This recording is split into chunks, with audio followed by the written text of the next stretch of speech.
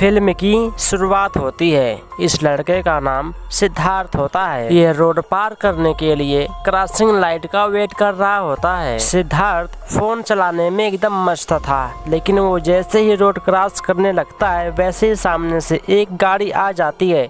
उसका एक्सीडेंट होने से बाल बाल बच जाता है। सिद्धार्थ उस गाड़ी वाले को बहुत बुरा भला सुनाने लगता है और ये भी कहता है कि क्रॉसिंग लाइट देखकर गाड़ी चलाया करो। ऐसा कहकर सिद्धार्थ वहाँ से चला आता है, लेकिन बीच में ही सिद्धार्थ की फ्रेंड मिल जाती है जिसका नाम बंदना होता है। बंदना एक न्यूज रिपोर्टर है। वो सिद्धार्थ को मोबाइल में कुछ लड़कों का फोटो दिखाती है जिनका मोबाइल और डाटा सब हैक हो चुका था, और यहाँ तक कि वो हैकर्स इन लड़कों को ब्लैकमेल भी किया करते थे और दूसरों की जान लेने के लिए मजबूर कर दिया करते थे।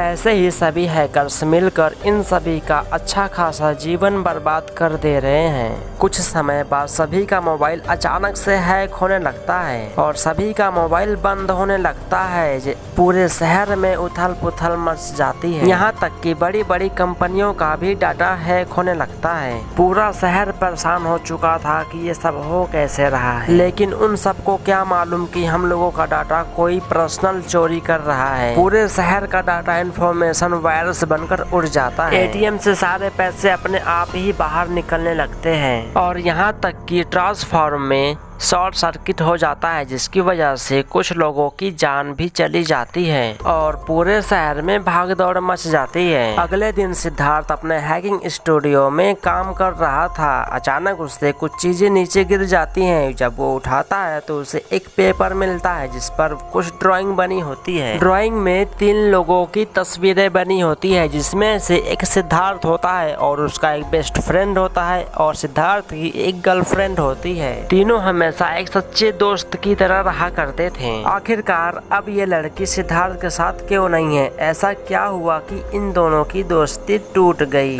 इस सवाल का जवाब पाने के लिए हम लोगों को जाना होगा सिद्धार्थ के पास्ट टाइम में। ये बात है उस दिन की जब ये ड्राइंग बनाई जा रही थी। ये ड्राइंग कोई और नहीं, सिद्धार्थ की गर्लफ्रेंड खुद अपने हाथों से बना रही थी।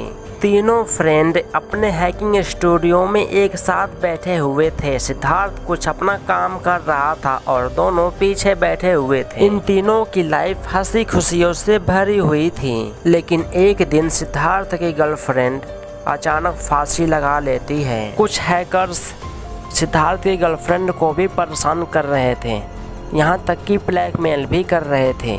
इसी वजह से सिद्धार्थ की गर्लफ्रेंड परेशान होकर उसने अपने आप को ही फांसी लगा ली।